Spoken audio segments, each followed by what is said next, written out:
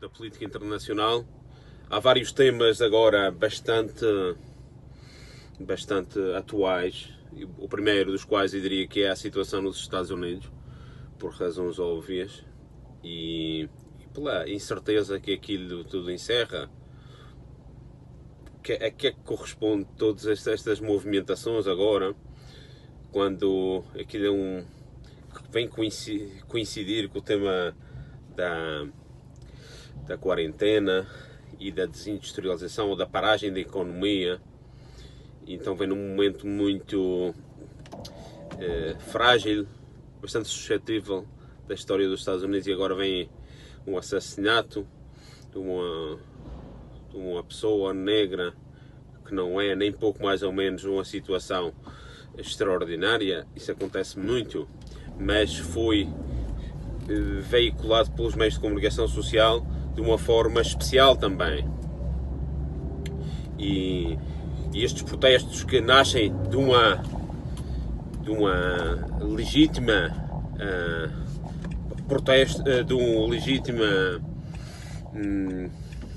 reação popular, depois tomam formas bastante ilegítimas de violência, de saques, de pilhagens, inclusivamente de agressões a cidadãos comuns, a donos de loja, de comércios, e isto tudo não se vê aqui do lado dos grandes meios de comunicação social uma crítica a esta parte ilegítima.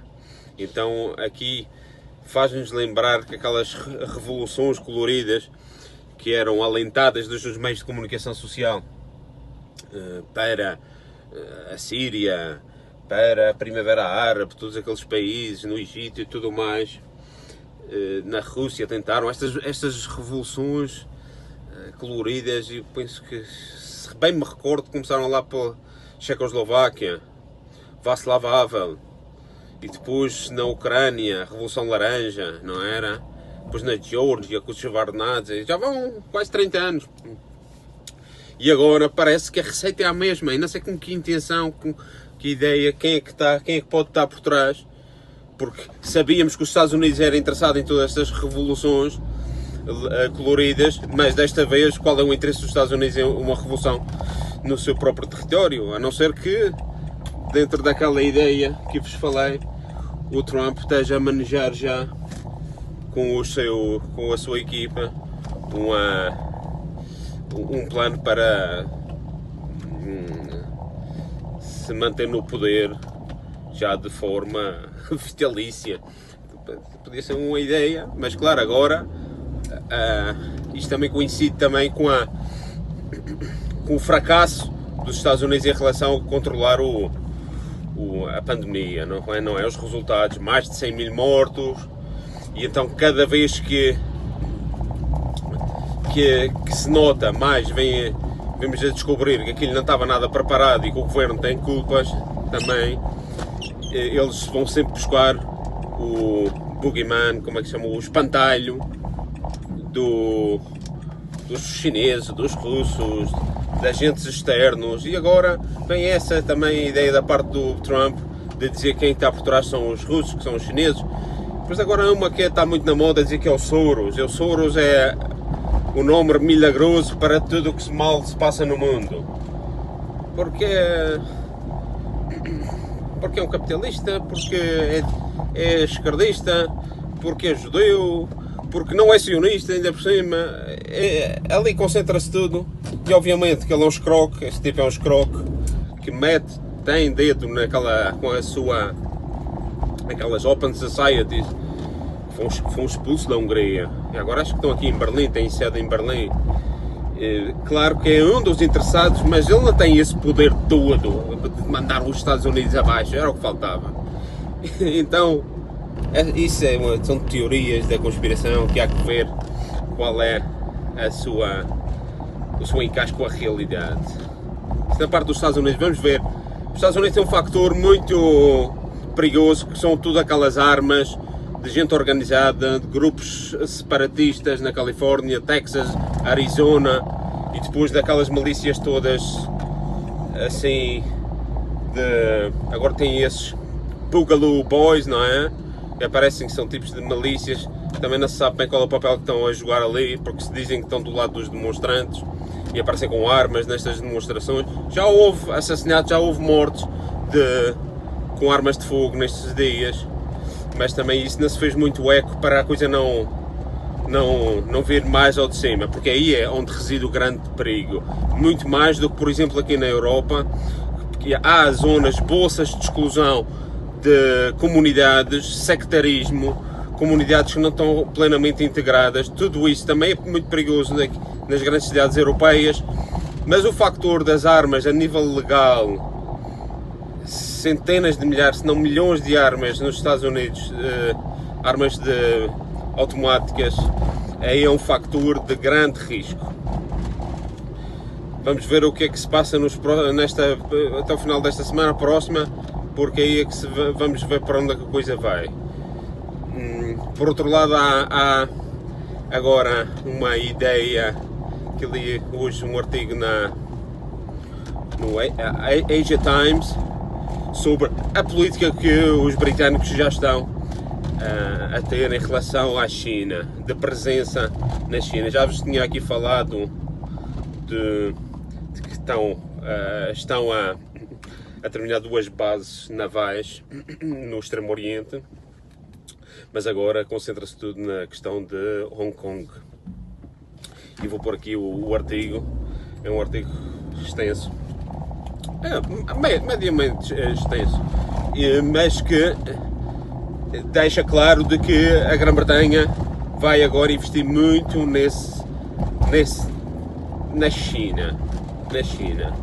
E apesar disto do que o Boris Johnson é considerado um sinófilo, um pró-China, um grande admirador da cultura chinesa e que quer uma aproximação com a China, mas aqui o que está a ver é que ele vai buscar os seus aliados da região para combater a China, a Índia principalmente, mas a Coreia do Sul e o Japão. E também aí vem o que se vai passar também agora esta semana. A situação no Líbano é muito perigosa, hiperinflação, desemprego, escassez já de alimentos, tudo vem nesta altura da pandemia, sanções económicas das quais a banca sofre do país, portanto isto tem consequências na população e vem despertar o sectarismo tradicional. Não se esqueça que aquele país teve uma guerra civil nos anos 80 e portanto pelo menos as 3-4 grandes confissões, muçulmanos por um lado, xiitas e sunitas, que aqui são quase incompatíveis, os cristãos do outro lado, e depois os drusos, que é uma pequena minoria que não tem representação no sistema, porque o sistema realmente é que o Presidente tem que ser cristão, o Presidente da Assembleia tem que ser sunita e o Primeiro-Ministro tem que ser xiita. Acho que é assim, não tenho bem certeza se é esta a ordem, mas este é um medo que traz ao de cima o sectarismo. Este é um sectarismo que começou realmente quando os palestinianos foram... Quando eu estive no Líbano, esta foi a versão que mais me contaram.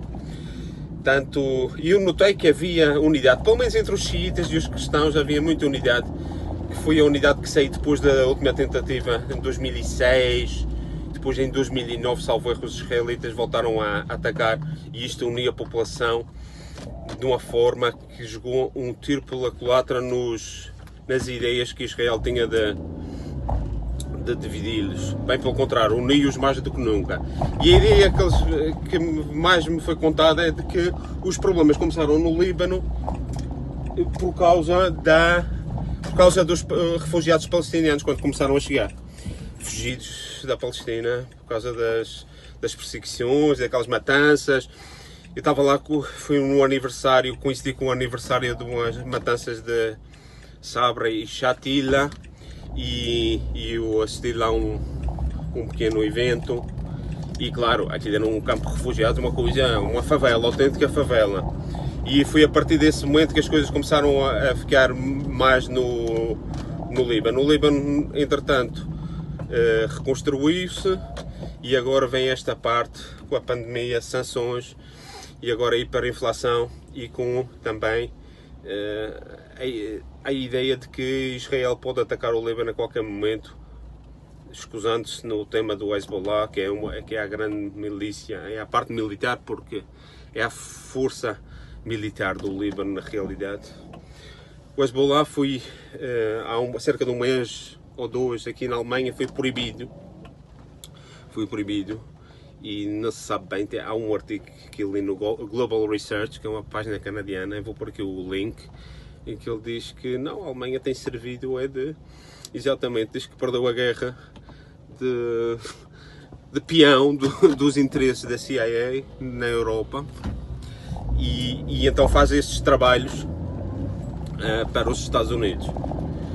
E ele realça aquilo que eu já vos tinha falado aqui, de que, claro, não tendo aqui 38 mil, são mais do que eu pensava, quase 40 mil tropas estacionadas americanas, é o segundo país com mais tropas estacionadas americanas no mundo, sendo que o primeiro é o Japão. Portanto, os dois países que perderam, os Estados Unidos asseguraram-se de manter o controle militar para que não levantem mais a cabeça.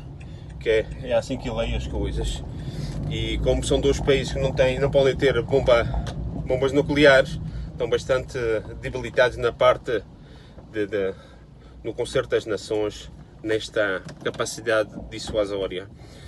E daí o papel que a Alemanha aparentemente não teria nada a jogar neste tema do Médio Oriente, mas devido a esta condição faz os favores aos Estados Unidos.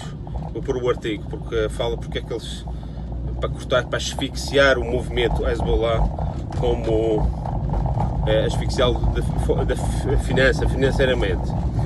Por outro lado, na Colômbia, os Estados Unidos agora mandaram tropas para a Colômbia. E aqui o engraçado é saber porque é que mandaram.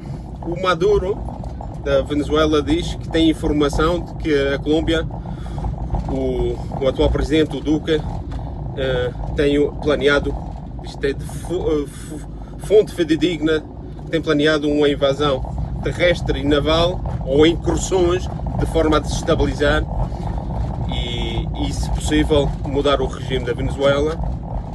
Mas também é sabido que o Trump já fez saber nos últimos tempos muito claramente que não está contente com o Duque, o Ivan Duque, e parece que é como se estivesse a deixar claro de que o tráfico de drogas tem aumentado com esta presidência. O Duque acho que tomou o poder o ano passado, depois do Santos.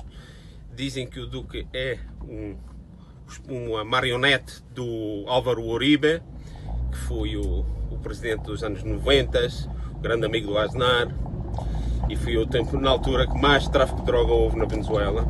Dizem na realidade que o Uribe era o chefe do Pablo Escobar, ou do cartel de Medellín. Acho que eles não é da mesma altura, mas é do cartel de Medellín, porque o pai do Uribe morreu, foi morto, e foi entre ajustes de contas entre estas grandes famílias, a tal família Ochoa. Naquela altura era mais complicado, anos 80, 90, agora as coisas são tudo mais polidas, fatinha e gravata, mas aqui há uma grande promiscuidade entre o crime e a política. E dizem alguns que o Trump sabe quem é que está por trás do tráfico de droga e quer limpar aquilo. E obviamente que ali o problema do tráfico de droga não é a Venezuela, sempre foi a Colômbia. Já aqui falei sobre o tema. Vamos ver o que é que reserva estes tempos agora entre a Colômbia e a Venezuela, porque vai deixar-me claro muitas coisas também. Bom, hoje fiquei por aqui, ainda havia mais umas coisinhas para falar, mas volto até ao final da semana para falar dos Estados Unidos. Vamos ver o que é que se passa e para falar dos Estados Unidos.